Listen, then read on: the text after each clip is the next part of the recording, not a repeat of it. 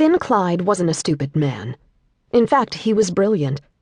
As a child, he was fascinated by reoccurring themes in nature. Why do most flowers have 5 petals? Why are honeycombs shaped like hexagons? Why do numbers have corresponding colors? He was 8 before he realized not everyone saw the colors.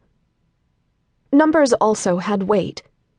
When he multiplied them, the numbers swirled in his head like a blizzard in a child's snow globe, the answers settling in his mind softly, just like the snowflakes, as if gravity were responsible for the solution.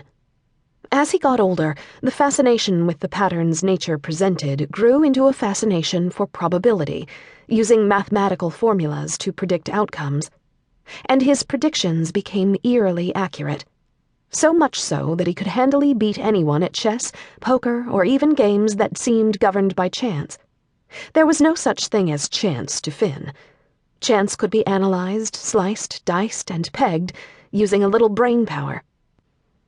But even Finn Clyde couldn't predict that his brother Fish would get desperate, rob a convenience store with a stolen weapon, and drag Finn into the mess. Finn was brilliant, but he was also young, and he was loyal. And Finn had run toward his brother instead of driving away when Fish took a bullet in the stomach after demanding that the Vietnamese owner of the convenience store empty his cash drawer. Fisher Clyde died in the front seat of their mother's car in his brother's arms. And at barely 18, Finn Clyde's fortunes took a definite turn for the worse. Life had not been kind since then, and at 24, 6.5 years after that fatal night, Finn Clyde was still brilliant, but he wasn't nearly as young or loyal, and he wasn't running toward trouble anymore. And Bonnie was trouble. She was asleep, her head resting against the window, her arms wrapped around her middle as if she was physically holding herself together. She was slim, almost too slim. She said she was 21, but she could pass for younger. When he had seen her perched on the railing, arms braced, her slim form appearing through a sudden and almost suspiciously providential parting of the fog, he had thought she was a kid, a boy, maybe 14 or 15, and he'd driven past. You didn't stop on Tobin Bridge. Hell, you didn't walk or bike on Tobin Bridge. He didn't know how the kid managed to be where he was.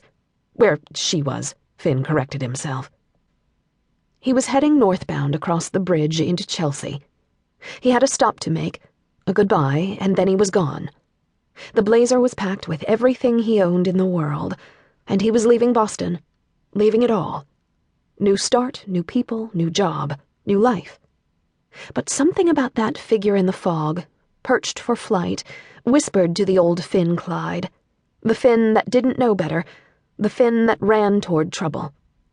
And before he knew it, he was pulled off in a maintenance lane, trotting back toward the jumper. When she'd spoken, he recognized his mistake. The kid was a woman. Her voice was a smoky drawl, a voice so completely at odds with her enormous sweatshirt and her tear-stained face that he'd almost fallen off the bridge himself.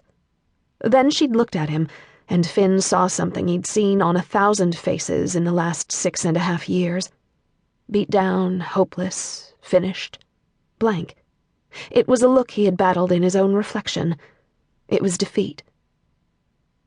Finn wasn't good with words. He didn't know how to talk her down. He'd been tempted to throw statistics at her. He'd started to, spouting something about odds. Then he'd seen her high-heeled red boots, and it had thrown him. Those boots weren't the boots of a runaway teenager or a penniless prostitute. Those boots looked expensive. They looked like they cost more than most people in his neighborhood in Southie made in a week. And he'd been immediately disgusted with her. He'd even taunted her a little, thinking that she was after attention or even a thrill, thinking in minutes her Harvard boyfriend was going to show up in his Beamer and beg her to come down. Something in her eyes changed as the words left his mouth, and once again Finn realized he had predicted wrong. He'd lunged for her as she let go, Fisher's death suddenly so fresh in his mind he could hear his brother.